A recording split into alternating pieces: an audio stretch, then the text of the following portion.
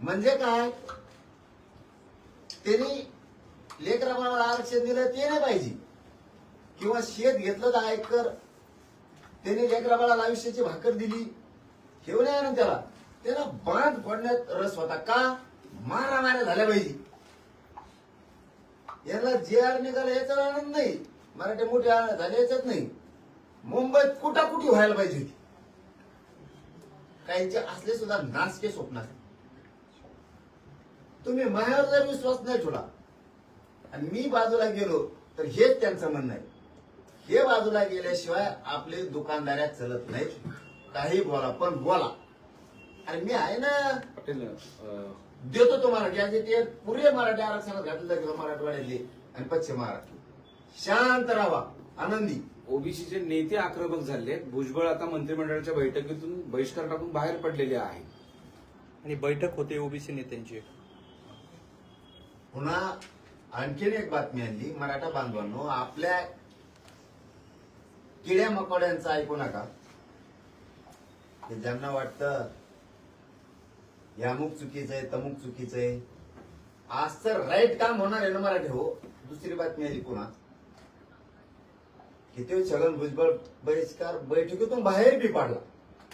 मराठ्यांनी फक्त डोकं चालायचं. आपल्या लोकांना विरोध करणारे जे दोन चार आहेत ना, हे राजकीय गुलाम आहे. यांचा पिढ्यानं पारचा इतिहास आहे. हे कधी शत्रूच्या टोळीत राहिले, लढून स्वराज्य मिळवण्याच्या टोळीत राहिलेलं नाहीये.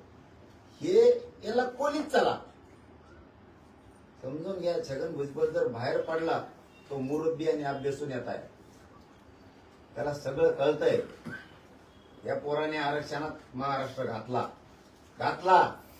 तेव्हा तो ओबीसीची बैठक घेतोय अशी पत्रकारांचं म्हणणं आहे. मला माहित नाही, पण गेले मराठे आरक्षणात गेले हे 100% आता सिद्ध झाले. येणाऱ्या सोमवारी कोर्टामध्ये या GR बाबत हरकत घेणारी याचिका दाखल केली जाणार आहे. बघा, मराठ्यांना पुन्हा बातमी आहे. ह्यो जर GR खोटा असता तर उडाला असता. याच्यावर हरकत घेणारी याचिका दाखल करणारे छगन भुजबळ मराठीत वाटलो व्हावं. आपले म्हणते GRच खोटा, आमकाचा आनंद तो काय विरजनच काय नाही. निर्भीड राहायचं, विरजन नाही, फिरजन नाही, काय नाही. अरे गेले मराठी झालं सरसकट. ऐ मराठा बांधवली एक सांगू, तुमच्या कल्याणासाठी मी दाखवतो सगळे सोयरे. जाऊ दे, आता बोलायचं नव्हतं पण बोलतो. वरला मनात ठेवायचं. सगळ्या सोयऱ्यांची अधिसूचनेवर आणखीन अभ्यास सुरू आहे. त्यांनी त्याच्यावर आपल्याला 2 महिन्याची वेळ मागितली. मराठा आणि कुणबीवर 2 महिन्याचं दाखवलं. मी दाखवलं सगळ्या सोयरीची अंमलबजावणी पाहिजे. मराठा आणि कुणबी एक GR पाहिजे. तर 58 लाख नोंदी, 3 कोटी मराठा आरक्षणात द्या.